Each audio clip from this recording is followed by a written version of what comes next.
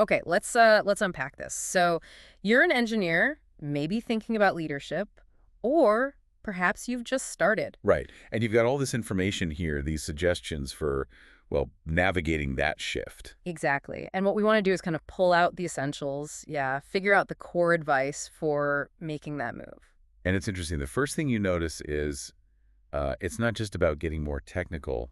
It's a real pivot. Yeah, definitely a pivot. So it looks like the starting point is some foundational reading, books covering that change from individual contributor. Uh-huh. Things like the effective engineer or the manager's path, they seem pretty crucial for just understanding that initial, transition. Makes sense. Get the basics down first. But then it seems to shift focus pretty quickly over to the people side of things, which, let's be honest, is often the trickiest part. Oh, for sure. So you see things like radical candor mentioned. Yeah, exactly.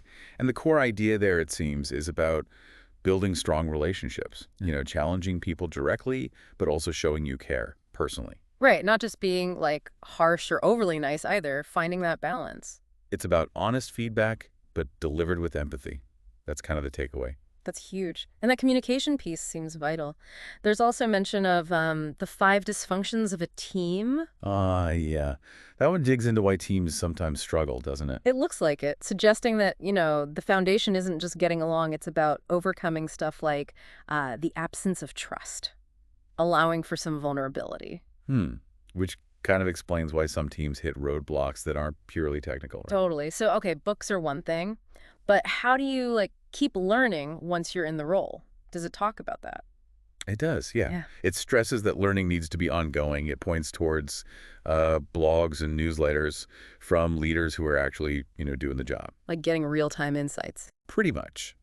Things like the pragmatic engineer or maybe charity.wtf are suggested for that kind of continuous practical perspective on current engineering leadership challenges. Okay, so keeping up with current thinking, that's valuable. And podcasts too, I see. Yep, audio learning is mentioned. Gives you options to learn, maybe during a commute or something. It's about fitting learning into your life, not just carving out dedicated reading time. Right, flexibility matters. And maybe the biggest piece, connecting all this, Yeah. it really emphasizes that learning isn't, a solo activity. Oh, so not just consuming content. Exactly. It strongly suggests finding support and learning from others, connecting with communities, peer groups. So like actually talking to people. Yeah. Local meetups, maybe internal groups at your company, conferences, place where you can share what you're going through and learn from others on a similar path. Build that network. That makes a lot of sense. It's where the theory kind of hits the road, talking to people facing the same stuff.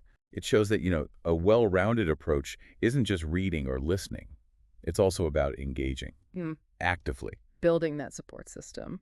Yeah. Because it can feel like unfamiliar territory, I bet. Definitely. Okay, so pulling it all together, what does this mean for you, the listener, if you're aspiring to lead or just starting out? Well, it means there's a ton of knowledge out there. Hmm. Books, articles, audio communities, lots of options. But the key thing isn't trying to absorb everything, right? So that sounds impossible. It's more about being strategic, figuring out which resources, which insights really speak to the specific challenges you're facing right now. And also, what fits your learning style best? Exactly.